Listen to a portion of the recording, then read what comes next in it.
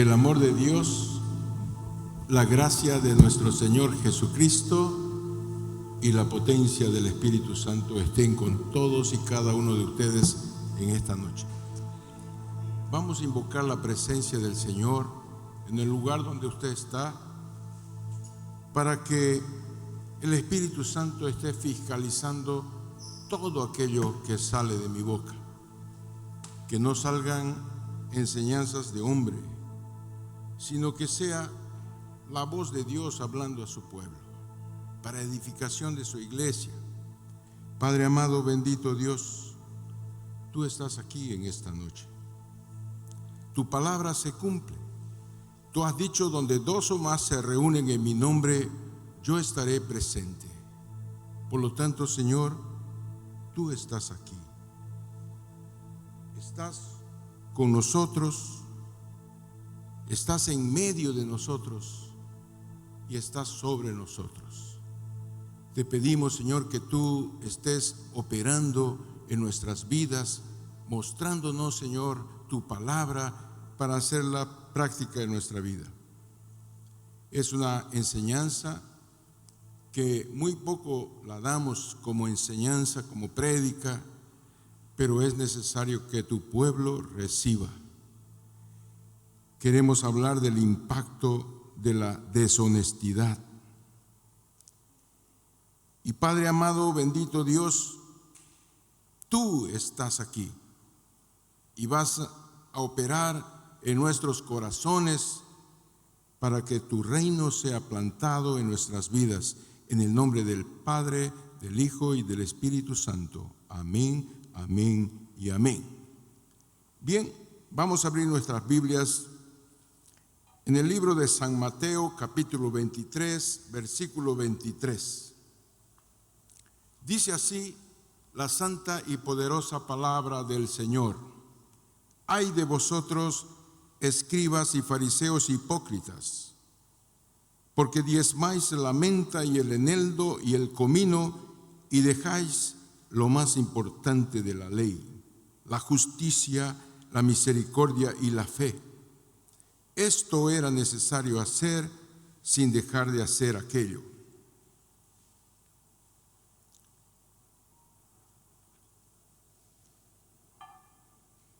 Es muy importante ese tema por el impacto positivo o negativo que nosotros tomamos ante esa actitud de contemplar el diezmo. Pedro, en el Nuevo Testamento, él tenía el don de conocimiento y descubre el engaño de Ananías y su esposa Zafira, que se reservaban parte de las ganancias de la venta de unas tierras. El castigo fue fulminante: la muerte de Ananías y posteriormente el de la esposa como cómplice. Entonces, la pregunta es: ¿por qué fue Dios tan rígido en aquel momento? ¿Es una cosa tan seria así? Ananías y Zafira fueron juzgados por su hipocresía, por querer mentir a Dios, fueron deshonestos. Hechos capítulo 5, versículo 3 a 4 dice: Y dijo Pedro: Ananías, ¿por qué llenó Satanás tu corazón para que mintieses al Espíritu Santo y sustrajeses del precio de la heredad, reteniéndola? ¿No se te quedaba a ti y vendida no estaba en tu poder? ¿Por qué pusiste esto en tu corazón? No has mentido a los hombres, sino a Dios. Entonces, usted ve que la deshonestidad es algo que Dios no le agrada.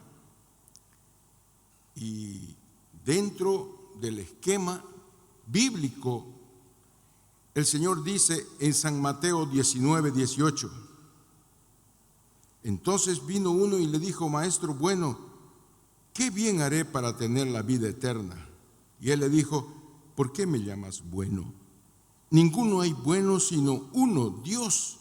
Mas si quieres entrar en la vida, guarda los mandamientos. Le dijo: ¿cuáles? Y Jesús le dijo: no matarás, no adulterarás, no hurtarás, no dirás falso testimonio, honra a tu padre y a tu madre, y amarás a tu prójimo como a ti mismo. Entonces, la gran pregunta de esta noche, ¿no diezmar es robar a Dios? ¿Qué significa robar? Robar es tomar algo que no nos pertenece. Cuando tomamos algo que pertenece a otra persona, estamos robando. Cuando adquirimos una cosa, por ejemplo, en una tienda sin pagar, estamos robando. Entonces, si no tenemos el permiso de tomarla. El diezmo en la iglesia es uno de los problemas, entre comillas, más polémicos que existe. Y ahí entonces existe un gran porcentaje. Normalmente aquellos que piensan que se terminó la ley, que el final de la ley es Cristo literalmente, que en el sentido de abolir la ley. Entonces, 70% de la iglesia cree en esa línea que diezmar no es importante, que las ofrendas se dan y entonces sabe, y otros aprovechándose de este diseño de Dios que fue proclamado como una cosa legal en la ley de Moisés, entonces establecen que es robar a Dios, que no están diezmando, no están obedeciendo un mandamiento de Dios. Y esto genera mucho debate y también mucho abuso por parte de algunos.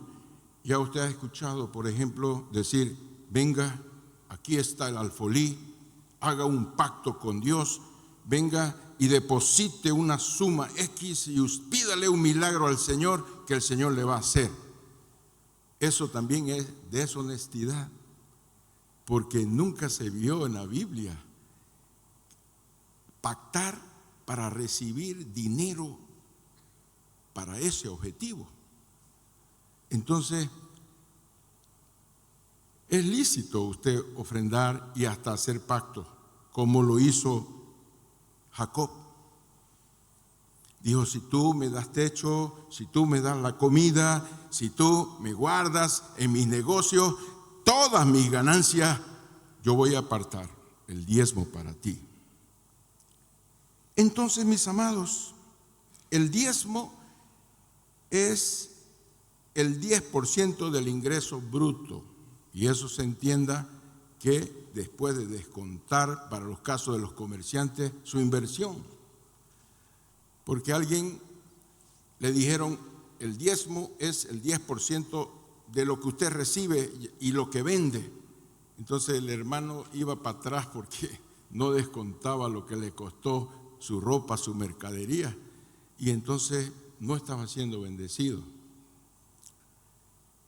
Entonces, usted tiene que lógicamente sacar la inversión, pero no tiene que sacar también de los impuestos, de sus gastos, de sus deudas. Eso es otra cosa, que quede claro. Entonces, el diezmo es una senda antigua. ¿Por qué? Porque si está antes de la ley, es un principio de Dios.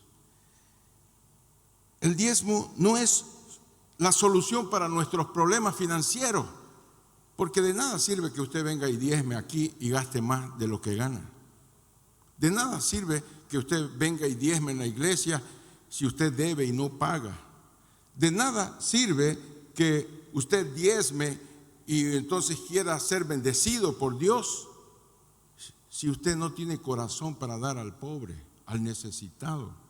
Si no entiende que la prosperidad es para que usted bendiga primeramente su casa, su familia, y después la iglesia del Señor y las personas principalmente necesitadas.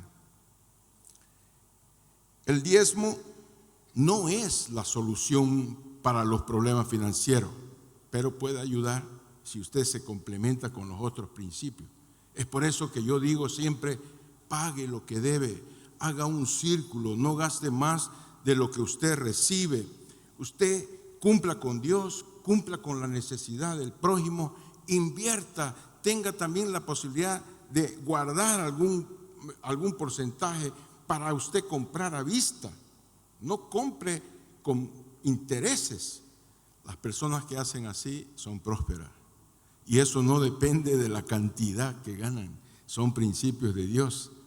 Y dice la palabra del Señor que la bendición de Jehová es la que enriquece y no añade tristeza en ello. Esa riqueza que yo les digo no es solo económico.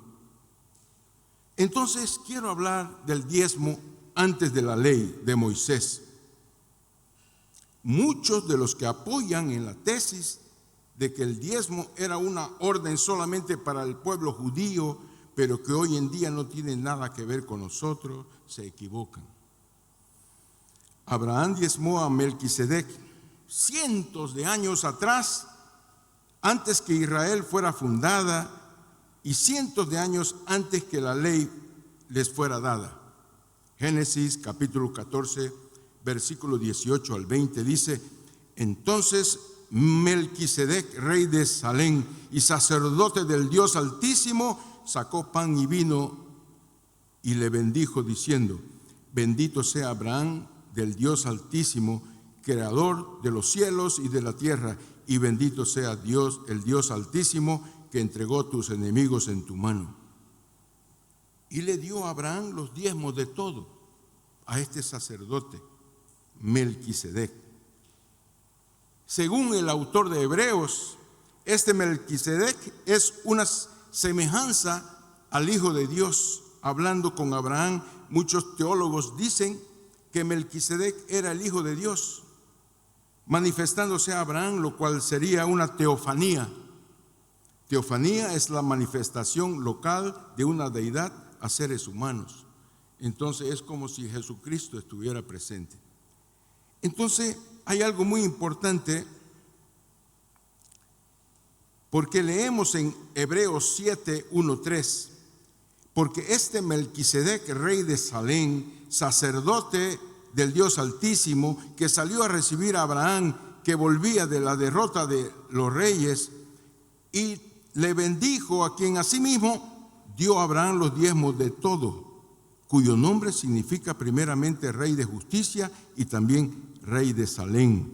Esto es, rey de paz, sin padre, sin madre, sin genealogía, que ni tiene principio de días ni fin de días, sino hecho semejante al Hijo de Dios, permanece sacerdote para siempre. Si usted analiza esto, no puede decir que se trata de un humano, porque dice no tiene comienzo ni fin. No tiene padre ni madre, sin genealogía, que ni tiene principio de días ni fin de vida, sino hecho semejante al Hijo de Dios, permanece sacerdote para siempre. Entonces, como sacerdote, podemos decir que hay una similitud, se parece al Hijo de Dios, que es sacerdote para siempre, ¿no es verdad? Así dice la Biblia. También vemos al comienzo, antes de la ley, Jacob, nieto de Abraham, también da el diezmo cientos de años antes que tuviera la ley mosaica instaurada. Lo vemos en Génesis capítulo 28, versículos 20 y 22. E hizo Jacob voto diciendo: si fuere Dios conmigo y me guardare en este viaje en que yo voy, y me diere pan para comer y vestido para vestir, y si volviere en paz a casa de mi padre, Jehová será mi Dios, y esta piedra que he puesto por señal será casa de Dios, y todo lo que me dieres, el diezmo apartaré para ti. ¿Quién le enseñó esto a Abraham y a Jacob? La Biblia no lo dice, pero seguramente no fue su vecino. ¿Quién usted piensa que es? La opción clara es que Dios le enseñó este principio, que es un principio eterno, el dar. Es un principio de Dios, que Dios tiene cosas separadas para Él, tiene cosas de uso personal. Y no es que yo quiera inventar que el pecado de Adán y Eva, como dicen algunos, que manipulan para poder traer dinero a la iglesia. No está hablando del diezmo, pero está hablando de cosas consagradas, de uso exclusivo de Dios. Entonces, es un olam, un principio eterno que Dios estaba enseñando al pueblo. Tanto es que el diezmo era inicialmente una actitud de agradecimiento y de reconocimiento total hacia Dios. Dos aspectos son importantes. Primero, había cosas que son de Dios y no del hombre. Y no podía tomar, era exclusivamente de uso de Dios. Entonces dice Génesis 2, versículos 16, 17. Y mandó Jehová Dios al hombre diciendo: de todo árbol del huerto podrás comer, mas del árbol de la ciencia del bien y del mal no comerás, porque el día que de él comieres, ciertamente morirás. Abraham y Jacob diezmaron antes de la ley de Moisés. Esto demuestra que el diezmo no nació con la ley mosaica. Era una actitud de gratitud, de agradecimiento y de reconocimiento del Dios Altísimo, que fue colocado por el Señor en el corazón de estos primeros hombres. 400 años después vino la ley mosaica y llegó a ratificar y legislar sobre el diezmo. Entonces, mis amados,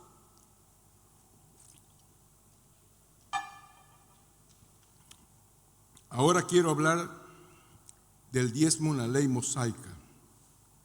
Cuando llegamos a la ley, queda claro que el diezmo es un estándar de Dios para dar. Ni siquiera le pertenece al dador, sino al Señor. Según la legislación, el diezmo es de uso exclusivo para Dios, así como el árbol del conocimiento del bien y el mal era de uso exclusivo de Dios y el hombre no podía tocar. Entonces entendemos que Levíticos 27:30 dice: y el diezmo de la tierra, así de la simiente de la tierra como del fruto de los árboles de Jehová es cosa dedicada a Jehová. El pueblo de Dios ni siquiera pensaba que el diezmo era suyo y que podían hacer con ello lo que quisieran. Era del Señor y lo devolvían automáticamente. Entonces, el diezmo era dado en el Antiguo Testamento de tres maneras. Había una 10ª parte que Dios daba y había asignado para que fuera directamente a los levitas. Y hoy, cuando hablamos de levita, no hablamos de los adoradores. Entonces, porque si no tendría yo que dárselo el diezmo a los hermanos que tocan la alabanza. No es así. El levita tenía una responsabilidad gigante, cuidaba del templo, de las cosas del templo. Y entonces, ¿sabe qué? También cuidaban de los pobres, de las viudas, separaban el dinero y entonces, y ellos no tenían heredad, ellos vivían de eso, Dios lo había destinado, no tenían herencia de ningún lado. Y Dios había decidido que Él mismo sería su heredad y que por tanto los levitas, que eran sacerdotes del pueblo, debían vivir de la contribución de Israel. Esto es lo que está en Números capítulo 18, versículo 21. He aquí, yo he dado a los hijos de Leví todos los diezmos de Israel por heredad, por su ministerio, por cuantos ellos sirven en el ministerio del tabernáculo de reunión. Esto era el 10% dedicado exclusivamente a mantener a los sacerdotes del Antiguo Testamento. Había un segundo diezmo dedicado a la manutención del templo, los gastos en que se incurría. Y tercero y último, era recogido cada tres años y era dedicado precisamente a la mantención de los pobres, de las viudas, de los levitas y de los huérfanos, como leemos en Deuteronomio 26:12. Cuando acabe de diezmar todo el diezmo de tus frutos en el año tercero, el año del diezmo, darás también el levita, al extranjero, al huérfano y a la viuda, y comerán en sus aldeas y se saciarán. Usted ve que en el Nuevo Testamento no se exige 3 diezmos, entonces, pero sí se mantiene el 10% de lo que entra. Y eso, vamos a decir, no fue una determinación exclusivamente de Dios o de Jesús, porque Jesús aclara lo que ustedes entienden, que ya no hay ley porque Jesucristo abolió la ley. Eso es falso. ¿Por qué? San Mateo capítulo 5 versículo 17 dice: no penséis que he venido a abrogar la ley o los profetas. No he venido para abrogar, sino para cumplir. Wow. Aquí está diciendo que no anuló la ley, vino para cumplirla, y tampoco no anuló lo que dicen y mandaron los profetas. O sea, está diciendo: no he venido a borrar lo que Malaquías dijo. Wow. Son varios pasajes en los cuales Jesús se refirió al diezmo de manera clara, sin hablar específicamente de cómo hacerlo. Nunca abolió ni declaró algo obsoleto, sino por el contrario, reprendió a los fariseos que habían hecho del diezmo la mayor cosa y se habían olvidado de las cosas más importantes de la ley. Entonces ellos eran hipócritas porque cumplían con los minuciosos granos de la mostaza, del comino, del orégano, y se olvidaban de cumplir la justicia, el amor y la fe. Entonces el Señor dijo, ¿sabe? Mateo 23, 1, 3. Entonces habló Jesús a la gente y a sus discípulos, diciendo: en la cátedra de Moisés se sientan los escribas y fariseos, así que todo lo que os digan que guardéis, guardadlo y hacerlo. Wow. Estaba diciendo: lo que digan ellos, guardarlo y hacerlo. Mas no hagáis conforme a sus obras, porque dicen y no hacen. Él era contrario a la hipocresía, no era contrario a la ley del diezmo. Entonces el Señor Jesús nunca atacó la enseñanza del diezmo. Y hoy en día vemos en todo, usted abre internet, es lícito diezmar, y dice: no, los pastores son unos pícaros. Dice: no, ellos entonces están pendientes del diezmo, de las ofrendas. Y yo tengo que decirle, no es que yo quiera decir que los pastores son pícaros, no, eso sería una mentira. Hay gente honesta.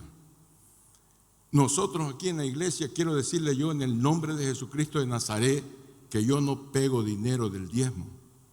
Hay una administración. Entonces se decide qué es lo que vamos a hacer con el dinero. Es mentira que yo lo pongo en mi caja. Es más, yo aprendí de que el diezmo no me pertenece. Yo lo entiendo así. Por lo tanto, ni siquiera lo agarro y lo devuelvo para el Señor. Y no hago esas cuentitas miserables, porque yo sé que el Señor es mi proveedor y que nada me faltará. Denle un fuerte aplauso al Señor.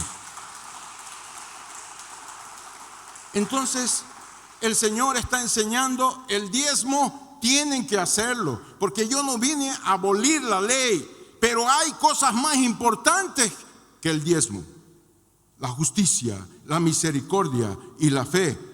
Mateo 23, versículo 23, literalmente está escrito esto, para el que quiera entenderlo. Ay de vosotros, escribas y fariseos hipócritas, porque diezmáis la menta y el eneldo y el comino, y dejáis lo más importante de la ley, la justicia, la misericordia y la fe. Esto era necesario hacer, sin dejar de hacer aquello. Yo le pregunto a usted, ¿qué es no dejar de hacer aquello? Diezmar. Está hablando, ese es el tema.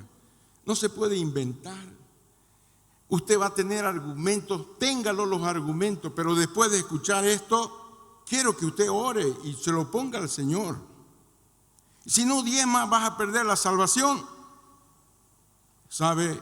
Yo tengo el concepto de que el diezmo le pertenece a Dios. Y ha estado antes de la ley, durante la ley y después la ley. Pero yo sé que Dios es misericordioso. Y Él dice que la vida del creyente es como la luz de la aurora, que va en aumento. Entonces muchas veces el creyente no lo entiende así por A más B más C. Y el creyente muchas veces no tiene la fe suficiente. Un hermano me decía: pastor, mire mis cuentas, pago tanto y eso es lo que debo, estoy pagando. Y entonces dice: yo no puedo diezmar, yo hago mi pequeña ofrenda. Entonces yo, sinceramente, con misericordia le digo: yo no soy quien para cobrarte el diezmo, es un asunto tuyo. Pero yo lo que te puedo enseñar y te puedo decir, probalo al Señor. ¿Y cómo lo vas a probar? No te asustes, vas aumentando de a 10% y analiza cómo te va mejorando tu estatura hasta que llegues a entender que si tú diezmas vas a ser bendecido. Denle un fuerte aplauso al Señor. Más fuerte todavía. En realidad, lo que Dios quiere que nosotros venzamos es la avaricia, porque muchas veces es por causa de la avaricia en nuestro corazón que no diezmamos. Colosenses capítulo 3, versículo 5 nos dice así: haced morir pues lo terrenal en vosotros, fornicación, impureza, pasiones desordenadas, malos deseos y avaricia, que es idolatría. El amor al dinero puede estar primero que Dios. Eso le pasó al joven rico. Y era un cumplidor de los mandamientos de Dios. Pero tenía un Dios, un ídolo, y era el dinero. Cuando Dios le dijo: probame que yo estoy en primer lugar y no el dinero, y se lo dijo de otra forma, léalo usted y va a entenderlo mejor. Él tenía muchas posesiones y se fue. Entonces, se fue muy triste. Y el Señor dijo: es muy difícil aquellos que aman el dinero. Alguien me dijo: pero no es bueno entonces tener dinero. No, ¿quién ha dicho? El que dice que no es bueno el dinero es tonto. Con el dinero usted pueden hacer muchas cosas buenas. Lo que Dios no quiere es que usted ponga su dinero antes que Dios. Y una de las formas de demostrarle es simple: agarrando el 10% de aquello que entra para dárselo al Señor, diciendo: Señor, yo confío en ti, tú eres mi fuente de provisión. Aunque los negocios no andan bien, yo voy a cumplir contigo y voy a ser bendecido. Y tú vas a reprender al devorador. ¿Sabe? Ese hermano amado que me dio su lista y todo, me dijo: esto es lo que he gastado en la farmacia, esto es lo que he gastado en las enfermedades, esto es lo que vengo gastando porque el carro se me fregó y entonces estoy pagando los impuestos porque lo compré a prestaciones. Entonces, ¿sabe? Eso no es culpa del Señor. Cierre su círculo. No gaste más de lo que gana. No viva una vida de apariencia queriendo mostrar que usted es mucho tipo, que usa el último teléfono, el último modelo. ¿Sabe? Usted ore y el Señor va a colocar y va a comenzar a trabajar en su corazón. Segunda de Corintios capítulo 9, versículo 7 dice: cada uno dé como propuso en su corazón, no con tristeza ni por necesidad, porque Dios ama al dador alegre. Yo le pregunto, ¿Cuándo un dador se pone triste? ¿Sabe cuándo? Cuando siente que le está sacando de sus necesidades. Porque su fuente de provisión es su trabajo, es su dinero. Pero para el creyente es Dios la fuente de provisión. Depende de Dios. Entonces, ahora yo le pregunto, ni por necesidad. ¿Qué quiere decir? Es lícito hacerlo. Señor, yo necesito y quiero probarte, yo voy a diezmar, voy a ser fiel. Venga, pero esa no es la motivación mayor. La motivación mayor y más adecuada es porque usted ama a Dios. Y usted lo da con alegría, con gozo, por gratitud, por amor, por fidelidad, porque sabe que la iglesia está aquí en la tierra y necesita pagar teléfono, agua, luz, necesita pagar los salarios a los obreros porque ellos son dignos de su trabajo y necesita honrar sus compromisos. Cuando la iglesia no entiende y los líderes, principalmente la gente más madura, no lo hace, la iglesia sufre porque no está bajo bendición. Según el libro del profeta Malaquías, el cual el Señor no vino a anular lo que dijo, Él nos dice de parte de Dios: ¿robará el hombre a Dios? Pues vosotros me habéis robado. Y dijisteis: ¿en qué te hemos robado? En vuestros diezmos y ofrenda. El no diezmar, usted siendo consciente, es robarle a Dios. ¿Por qué yo estoy diciendo usted siendo consciente? Si llega un hermano o tal vez un hermano que está mirando por televisión y escucha este discurso, es grave este discurso. Pero es una buena oportunidad para ver si esto es verdad y funciona.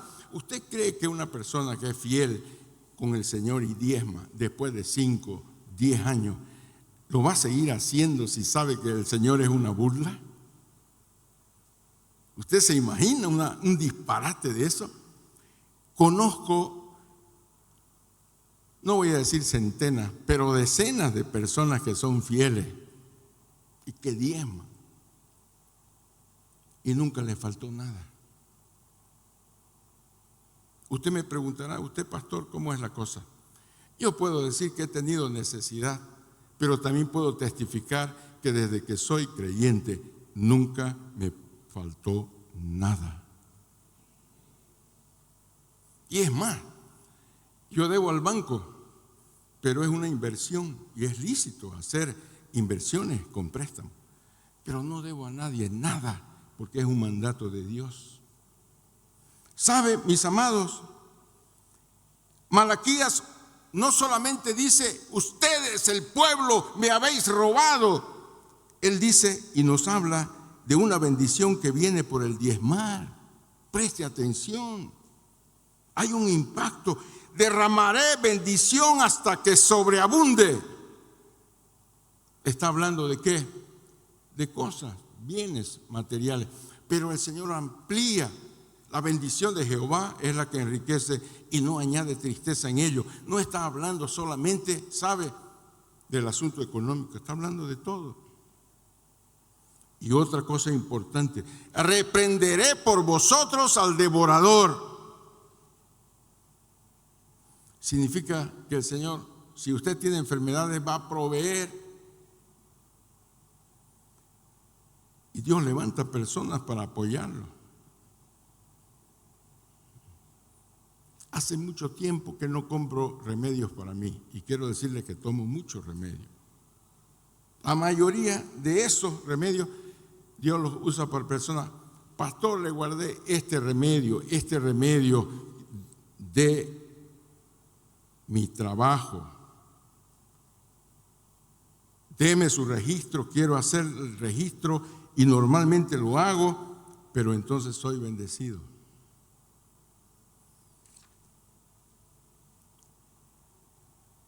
Entonces reprenderé por vosotros al devorador. ¿Qué está diciendo el Señor? No vas a gastar en remedio, no te vas a chocar con tu carro, no vas a tener que pagar accidentes, no te vas a perturbar, vas a conseguir llevar tu economía porque yo te voy a bendecir. Y si usted no cumple con ese, ¿cuál va a ser el impacto? Usted va a andar como la prédica del hermano Charles, me imagino que fue, usted va a andar yesca, siempre necesitado. Entonces dice Malaquías 3, 10, 11, traed todos los diezmos al alfolí y hay alimento en mi casa, y probadme ahora en esto, dice Jehová de los ejércitos, si no os abriré las ventanas de los cielos y derramaré sobre vosotros bendición hasta que sobreabunde. ¿Usted quiere que yo le testifique eso? Tráigame, yo se lo asigno, porque esto es palabra de Dios. Pero usted cumpla su parte. Y no os destruirá el fruto de tu tierra, ni vuestra vid en el campo será estéril, dice Jehová de los ejércitos. Además de eso, hermanos amados, es un acto de obediencia a Dios. Necesitamos ser obedientes en todo. ¿Tenemos la ayuda del Espíritu Santo? Sí, pero somos nosotros los que tenemos que aprender la obediencia. Jesucristo, siendo el Hijo de Dios, aprendió la obediencia. Además, el ser deshonestos con nuestro diezmo, no vamos a ser bendecidos como deberíamos ser bendecidos. Alguien dice, no te va a faltar de comer. Mentira, eso también es mentira. ¿Por qué? No le va a faltar, porque si Dios alimenta a las aves del cielo, dice la Biblia, que no saben sembrar, no saben diezmar, ni cosechar, y Dios las alimenta, usted puede ser que tenga para engordarse todavía, va a comer lo suficiente, no le va a faltar la comida, pero sí va a dejar de ser bendecido en muchas cosas. Y dice la Biblia que nos exponemos al que el devorador, ¿sabe quién es el devorador? El que se roba nuestra finanza. Entra por un lado como un saco roto, se vacía por abajo. La Biblia dice que debemos cuidar de nuestra salvación. Y aunque no haya ningún versículo en el Nuevo Testamento que nos dice que si no diezmamos nos vamos a ir al infierno, no dice, y yo les mentiría, y yo no estoy aquí para mentirle, pero nos dice que sin santidad y sin la paz con todo, nadie verá el rostro del Señor. Y sabe, ningún desobediente ni ladrón entrará en el reino de los cielos. Eso sí dice. Y si diezmar es robarle a Dios, y si está vigente lo del Antiguo Testamento, usted se expone.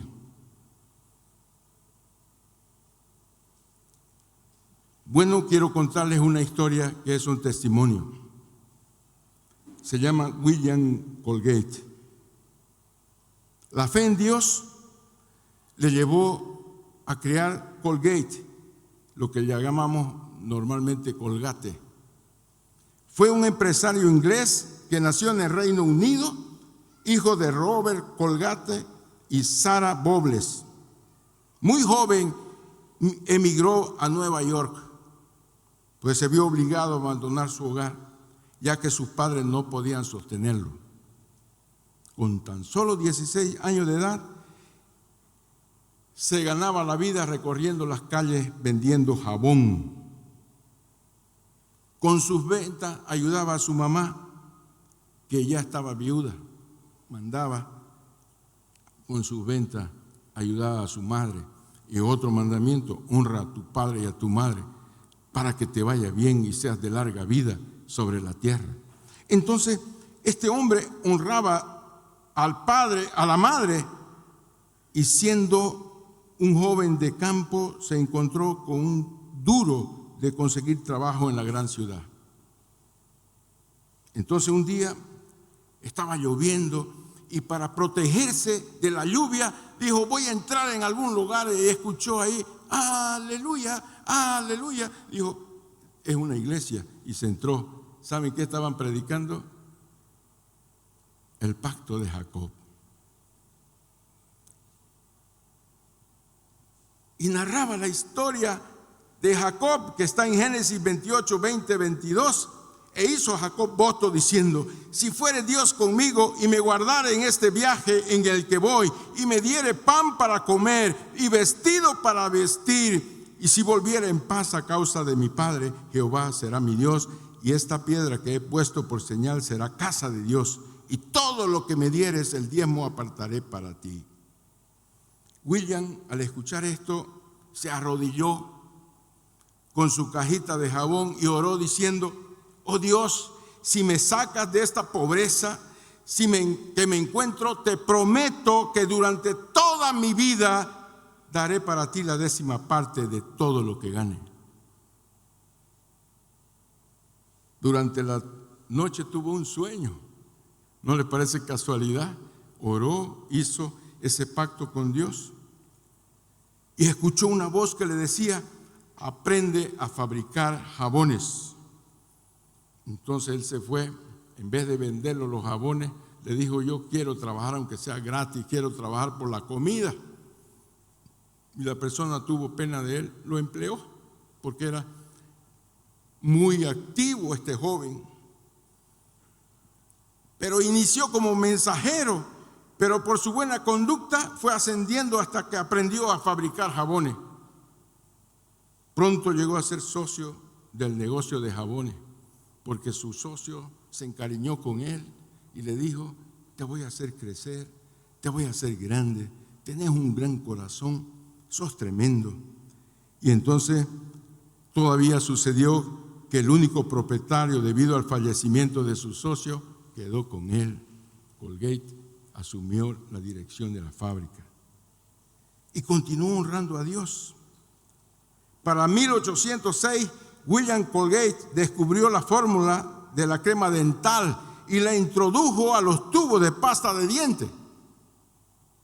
Hasta ahora yo uso Colgate. Por la calidad de sus productos se encontraba produciendo una línea de jabones, de lavado de ropa.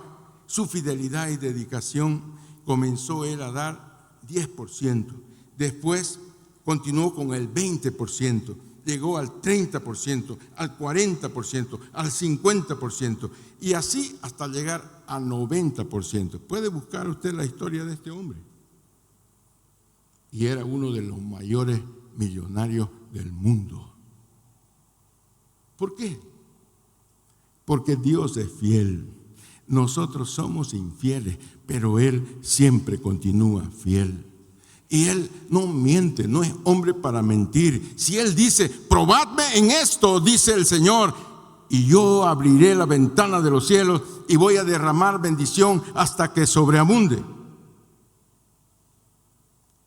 William Colgate le creyó a Dios y sus promesas y fue prosperado.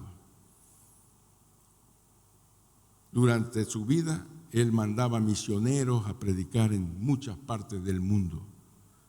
Fue un hombre muy próspero, muy bendecido. Y él era modesto. No botaba el dinero, no se jactaba de su riqueza. Y sus hijos emprendieron la cosa. Sé que por lo menos ellos siguen y entiendo que la empresa, a pesar de ya no estar ninguno de sus hijos, continúa siendo una empresa que impulsiona misiones y son fieles en sus diezmos. Hermanos amados, yo estoy hablando de parte del Señor. Hubo en diciembre solamente 25 personas que diezmaron. Normalmente son 60 que diezman. Y el Señor viene hablando a mi corazón, porque no solamente la iglesia no es bendecida, porque la gente falla y Dios no bendice lo que no tiene que bendecir. Pero yo le digo en nombre de Jesucristo, pruébelo al Señor. Sea fiel. Si no quiere comenzar con el 10%, póngase de acuerdo con el Señor y así como proponga en su corazón, dé, pero camine. Si tú, Señor, me muestras que ese es el sendero, voy a llegar al 10% para cumplir lo que el profeta Malaquías dijo: diezmo Y la iglesia no le va a exigir ni el segundo ni el tercer diezmo. Solamente usted sea fiel y Dios lo va a levantar. ¿Qué seguridad tiene, pastor? Dios no es mentiroso y Él nos autoriza a probarlo. Probadme en esto. ¿Por qué dice en esto? Porque Él sabe que lo último normalmente que se convierte es nuestro bolsillo. Porque normalmente amamos la avaricia, el tener más. Porque normalmente queremos más y más y más y más. Somos insaciables. Pero lea el mensaje. Están los versículos principales en el renuevo. Y ore al Señor y hable con Él. Y Dios es fiel. Vamos a orar.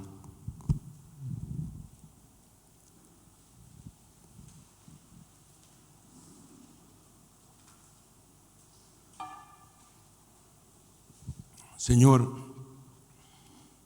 no quiero ser profeta del mal, pero sé que para Bolivia vienen tiempos difíciles, tiempos de mucha escasez, tiempos donde el dinero va a costar, pero sé que jamás dejaste de cumplir tu promesa. Y tú has dicho: no conozco ni un justo desamparado, ni su descendencia que mendigue el pan. Por lo tanto, si nuestra justicia es mayor que de los escribas y fariseos, quiere decir que vamos a estar bajo tu protección. Quiere decir que tal vez no tengamos en abundancia, pero sí vamos a tener lo necesario. Señor, que esta palabra toque el corazón de las personas para que prosperen. Dios no necesita prosperar. Quienes necesitan prosperar somos nosotros. Algunos de nosotros estamos endeudados hasta la punta de los cabellos. Padre, enséñanos a ser sabios para manejar el dinero. Señor, que podamos asistir los cursos de las pequeñas familias donde se enseñan los principios de Dios para una vida familiar próspera. Señor, que podamos asistir los seminarios de Family Foundation para poder, Señor, ser esclarecidos en cuanto a tus principios. Señor, abre la ventana de los cielos y derrama la bendición hasta que sobreabunde. Gracias, Padre, porque tu fidelidad es eterna. Porque de tal manera nos amaste que Jesucristo, tu Hijo, vino a este mundo. Y dice que Él no se apegó a la comodidad. Las zorras tienen guaridas, pero el Hijo del Hombre no tiene dónde recostar su cabeza. Él había dejado la comodidad para servirte. Él ha dicho: quien tiene su familia en primer lugar y tú estás como secundón, no tiene parte contigo. Y eso no significa que no debemos honrar y amar a nuestros padres, a nuestra madre, pero significa que tú estás en primer lugar antes que nuestras esposas, que nuestros maridos, que nuestra familia. Tú estás en primer lugar. Y Señor, también enseñaste que los problemas y asuntos sociales no son dignos de ti si le damos mayor atención, porque aquel que toma las manos en el arado y mira para atrás, dice: no es digno de mí. Señor, queremos entronarte en esta noche. Queremos decirte, Papá del cielo, que tú eres nuestra fuente de provisión, que toda buena dádiva y todo don perfecto procede de ti. Jamás tú dejarás a un hijo tuyo pasar hambre, pasar necesidad. Jamás permitirás que su descendencia sea descendencia de mendigos, de pobres, sin esperanza.